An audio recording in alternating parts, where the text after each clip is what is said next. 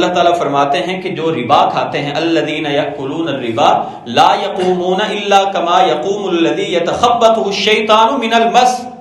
وہ اللہ کی بارگاہ میں قیامت کے روز اس طرح کھڑے ہوں گے جس طرح آدمی کوئی پاگل ہوتا ہے، مجنون آدمی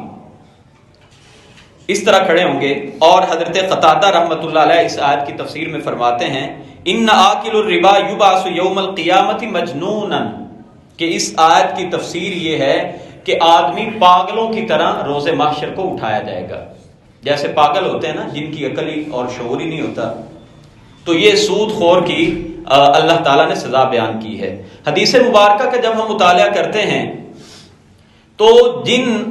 شدت کے الفاظ کے ساتھ وعید سود خور کی آئی ہے، میرا خیال ہے کہ اور کسی گناہ کی اتنی بڑی وعید نہیں آئی۔ مثال کے طور پہ آپ دیکھیے کہ سلسلۃ الصحیحہ میں شیخ البانی رحمۃ اللہ علیہ نے اس حدیث مبارکہ کو صحیح کہا ہے، 1247 نمبر روایت میں وہ اس کو نقل کرتے ہیں کہ درہم ربن یأکلہ الرجل، کہ سود کا ایک درہم جو آدمی کھاتا ہے، وہو یعلم، اور وہ جانتا بھی ہے کہ یہ سود ہے، اشد عند اللہ من 36 زنیۃ، تو اللہ کے نزدیک اس کا گناہ 36 زنا کے برابر ہے۔ 36 مرتبہ زنا کبیرہ گناہوں میں سے ہے نا، تو اس لیے کہ جو زنا ہے یہ خاندانی نظام کو تباہ کرتا ہے،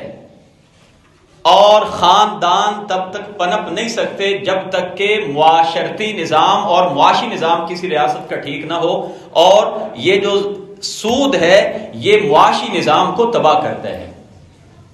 لہذا جس معاشرے میں سود عام ہوگا، یہ لازمی اسی حدیث مبارکہ سے سبق ملتا ہے کہ وہاں پہ زنا کی کثرت ہو جائے گی۔ اسی لیے تو اللہ کے رسول نے فرمایا ہے نا کہ 36 دفعہ جو زنا ہے، 36 مرتبہ کا جو زنا ہے، جتنا اس کا گناہ ملتا ہے اتنا سود خور جو آدمی ہے نا، اور حدیث کے الفاظ ہیں درہم ربن، ایک درہم، اور ایک درہم یعنی چاندی کا ایک سکہ جو تقریباً 4 گرام کا ہوتا ہے، اور آپ کہہ لیں کہ جو ایک تولہ چاندی ہے اس کا 1/3 حصہ کو 500-600 روپے بنتا ہے تقریباً،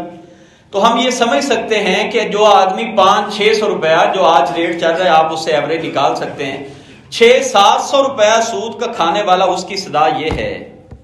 اور جس کی ساری زندگی سود پہ گزر رہی ہو، اور گھر بھی، کام بھی، اور سارے کپڑے بھی، سب کچھ ہی سودی معاملات سے چل رہے ہوں، تو پھر ان کی سزا اللہ رسول کے ہاں کیا ہے وہ آپ خود فیصلہ کر سکتے ہیں۔ ایک دوسری حدیث مبارکہ ہے جو سنن ابن ماجہ شریف میں آتی ہے کہ جس میں اللہ کے رسول صلی اللہ علیہ وسلم نے فرمایا کہ الربا 70 حوبا، کہ سود کے اگر 70 گناہ ہوں، الربا 70 حوبا، اگر جو سود ہے نا اگر اس کے 70 گناہ ہوں تو 70 میں سے جو سب سے کم تر گناہ ہے نا، اس کا سب سے ہلکا گناہ وہ یہ ہے کہ ایسرہا ان ینکح الرجل امہ، سب سے کم تر ان 70 میں سے جو گناہ ہے وہ یہ ہے کہ اپنی ماں سے نکاح کرنا۔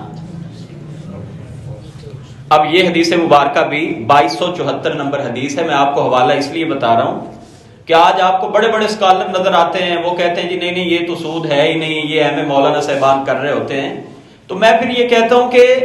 اگر یہ سود نہیں ہے تو پھر کون سا سود ہے جو آج کے دور میں جو سود چل رہا ہے؟ اگر یہ سود نہیں ہے تو پھر آپ سود کی تعریف بتا دیں، اور سود کے بارے میں جتنی مذمت بیان ہوئی ہے، یا تو وہ کہیں کہ یہ حدیثیں ٹھیک نہیں ہیں، یا وہ صحت کے اعتبار سے ٹھیک نہیں ہیں۔ اگر صحت کے اعتبار سے وہ تمام کی تمام احادیث، ایک نہیں سینکڑوں احادیث آتی ہیں، اگر وہ روایتیں ٹھیک ہیں تو پھر کون سا ایسا عذر ہے جو ہمیں سود چھوڑنے پہ مجبور کرتا ہے؟ کون سا ایسا عذر ہے ماں سوائے اس دنیاوی نظام کو بہتری کے؟ صحیح مسلم شریف کی روایت نمبر 4093 ہے کہ اللہ کے رسول صلی اللہ علیہ وسلم وہ جو رحیم نبی تھے، رحمت للعالمین تھے، اور لعنت کا معنی ہوتا ہے کہ یہ آدمی اللہ کی رحمت سے محروم ہو جائے، یہ لعنت کا معنی ہوتا ہے، تو اللہ کے رسول صلی اللہ علیہ وسلم نے لعنت فرمائی، لعن رسول اللہ صلی اللہ علیہ وسلم آکل الربا وموکلہ وکاتبہ وشاہدیہ وقالہم سواء. آپ نے فرمایا کہ سود کھانے والا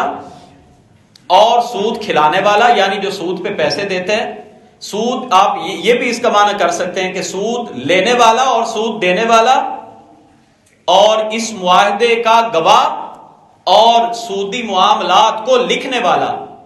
وقالہم، آپ نے ان سب پہ لعنت فرمائی اور فرمایا کہ گناہ میں یہ چاروں لوگ برابر ہیں.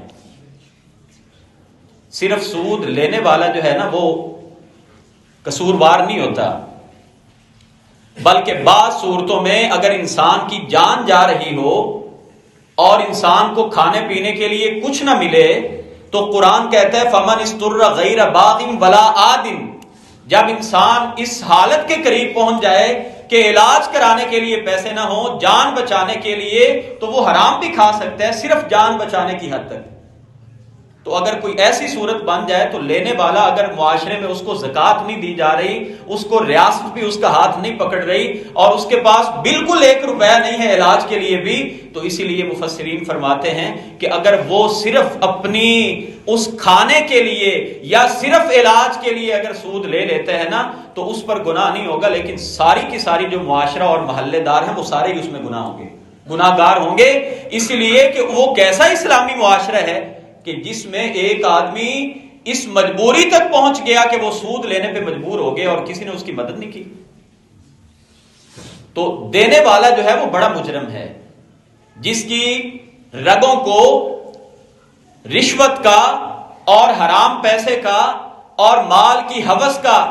اور یہ ساری باتیں اس کی فطرت میں شامل ہو گئی ہیں، اور اس کو کسی کی زندگی موت نظر نہیں آتی، کسی کی بیماری نظر نہیں آتی. وہ اگر کسی کو قرض بھی دیتے ہیں تو وہ کہتا ہے جی یہ میں تمہیں دے دیتا ہوں مگر مجھے تم نے اتنے زیادہ لوٹانے ہیں منافع کے ساتھ.